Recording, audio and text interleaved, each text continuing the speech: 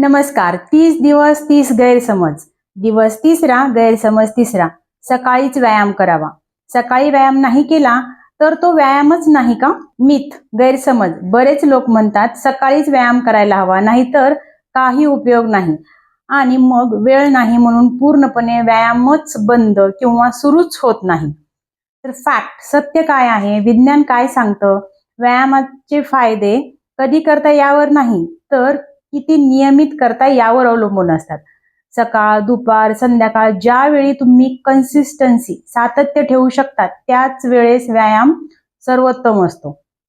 तुमचं lifestyle, energy level, कामाचा वेळ हे सगळं महत्वाचं. प्रॅक्टिकल टीप, सकाळी रश असते, मुलं, ऑफिस सगळंच पाहायचं असतं, सकाळची दिनचर्या.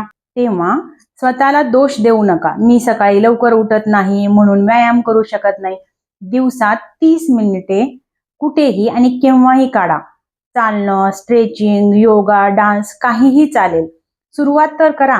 फक्त जेवणानंतर लगेच नका करू. 2-3 तासानंतर करू शकता.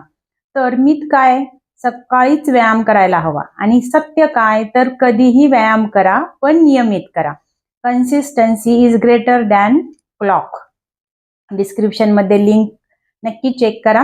व्यायामाबद्दल सर्व गैरसमज दूर होतील. उद्या भेटू नवीन गैरसमज दूर करण्यासाठी. तोपर्यंत स्वस्त आणि मस्त जगा डॉक्टर स्वाती सोबत. लाईक, शेअर आणि सबस्क्राईब करायला विसरू नका. धन्यवाद.